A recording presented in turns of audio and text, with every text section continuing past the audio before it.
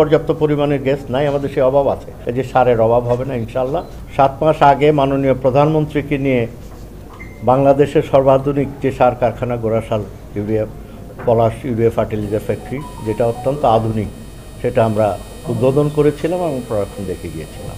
আমাদের কেমন চলছে সেটা দেখার জন্য আমরা আসছি। যে 7 মাস হয়ে গেল, এটা সার জানেন যে আমাদের অনেক আমদানি করতে হয় সারা বিশ্ব থেকে। যে আমাদের গ্যাসের কিছুটা অভাব আছে, আপনারা জানেন যে সেখানে আমরা পর্যাপ্ত পরিমাণ সব সার কারখানাগুলি যেটা র মেটেরিয়াল সেখানে গ্যাস সেটা আমরা দিতে পারছিলাম না।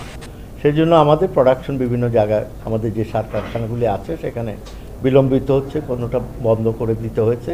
এটা হলো বাস্তব অবস্থার জন্য। তবে আজকে ইমপ্রুভ করছে এবং আমরা আমাদের বিশেষ করে এই আধুনিক সার কারখানা যেটা গোরাশাল পলাশ, এই অঞ্চলের মানুষের যে প্রত্যাশা, সেখানে সবাই আমরা অত্যন্ত সুন্দরভাবে আজকে আমরা দেখলাম আমাদের MSI, CC7 এবং আমাদের যারা আছে BCICর সকলের যৌথ চেষ্টা এটা আজকে 100% এখানে প্রোডাকশন চলছে।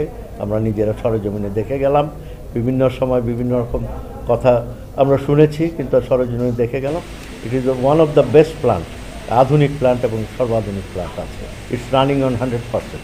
এই যে সারের অভাব হবে না ইনশাল্লাহ, আমাদের কৃষকদের কোনো অভাব হবে না আগামী সিজনও সব কিছুতে। যেটুকু এখন আমাদের গ্যাসের অপ্রাপ্যতার জন্য যেটুকু আছে সেটুকুই আমাদের আনতে হবে, আর আমরা সেলফ সাফিসিয়েন্ট হয়ে যাবো ইনশাল্লাহ আগামীতে। পর্যাপ্ত পরিমাণের গ্যাস নাই, আমাদের সে অভাব আছে। We have to make it rationing. সেখানে তো রেশনিং করতে হবে। আপনার পরিবারের যে প্রয়োজনগুলি আছে, আমার এইটুকু আছে ক্যাপাসিটি, সেটাকে তো ভাগ করে আমাকে চালাতে হবে। কাজে আমার যেটা লাভজনক হবে সেটাকে আমি চালাবো, অন্যটা আমি কিছুটা বন্ধ রাখবো, আবার সেটাকে চালু করব। যখন প্রেশার বাড়বে সব কিছু বাড়বে। আপনারা তো খবর রাখেনি, সেক্ষেত্রে আমাদের আরেকটি সার কারখানা ভোলাতে আমরা মাননীয় প্রধানমন্ত্রী ইচ্ছা প্রকাশ করেছেন, সেখানে আমরা আরেকটি সার কারখানা করতে যাচ্ছি। আর আশুগঞ্জে আমাদের একটি প্ল্যান আছে বিভিন্নভাবেই, যাতে বিদেশের উপর সার কোনো অবস্থাতেই আমাদের নির্ভর না করতে হয়। কারণ আপনারা জানেন যে এগ্রোবেসড কান্ট্রি আমরা। আজকে কৃষি এবং ফুড সেফটির জন্য আমাদের সবচেয়ে বেশি প্রয়োজন এখানে সার কারখানা। যে আমরা এই সার কারখানাগুলি যদি পরিপূর্ণভাবে আমরা চালনা করতে পারি, আমাদের বিদেশ থেকে কোনোদিন আর সার কিনতে হবে না, বরং আমরা বাইরে আরও পাঠাতে পারবো। সেখানে আমাদের সৌদি আরবের সাথেও আমাদের, আপনারা জেনে খুশি হবেন, একটি সমঝোতা চুক্তি রেডি আছে সেখানে।